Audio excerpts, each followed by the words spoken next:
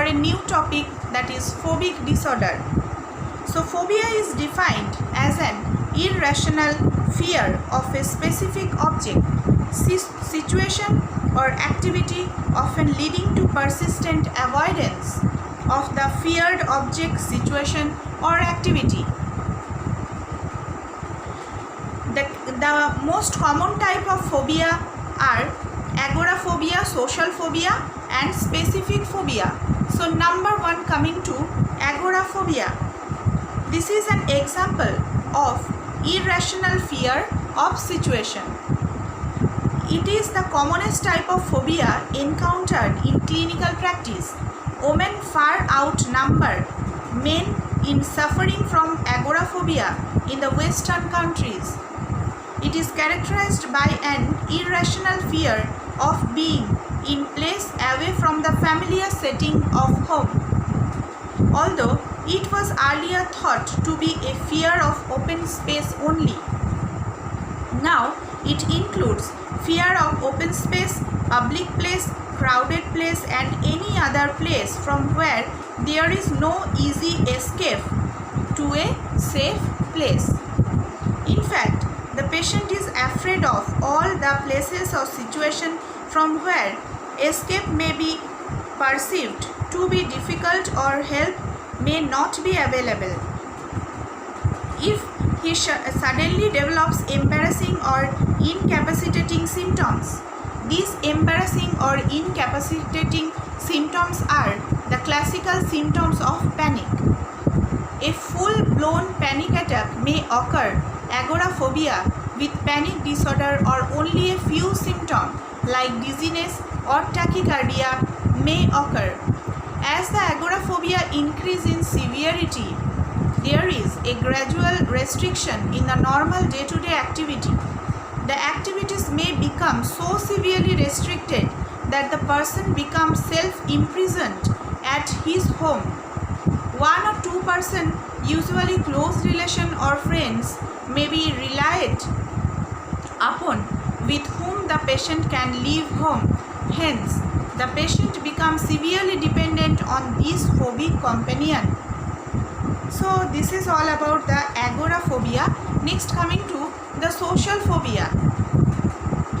So social phobia is an example of irrational fear of activities or social interaction, characterized by an irrational fear of performing activity in the presence of other people or interacting with others. The patient is afraid of his own action being viewed by others critically, resulting in embarrassment or humiliation. There is marked distress and disturbance in routine daily functioning. Some of the examples include fear of blushing, means erythrophobia, eating in company of others, public speaking, public performance on stage, participating in group writing in public, speaking to strangers, dating, speaking to authority figures, and urinating in a public lavatory. Sometimes alcohol is used to overcome the anxiety occurring in social situation.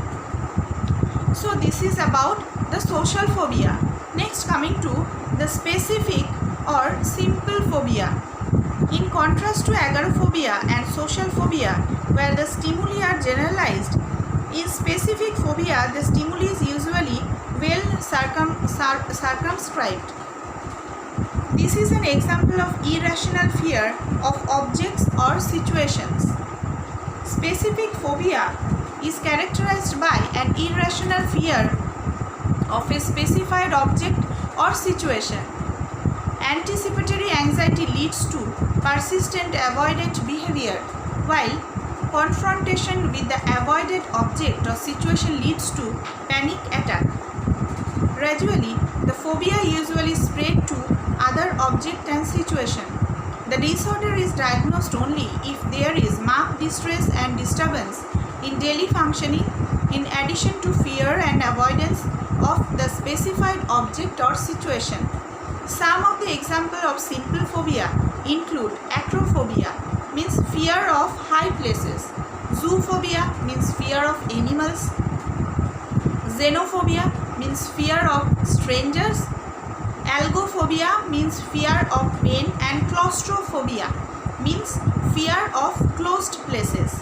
The list of specific phobias is virtually endless. Next, coming to the course. The phobias are generally more common in women with an onset in late second decade or early third decade. Typically, the onset is sudden without any apparent cause.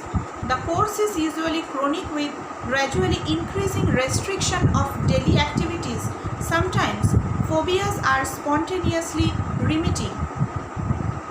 So in my next class, I will describe in detail about the etiological factors of phobias. So please follow my next class. Thank you.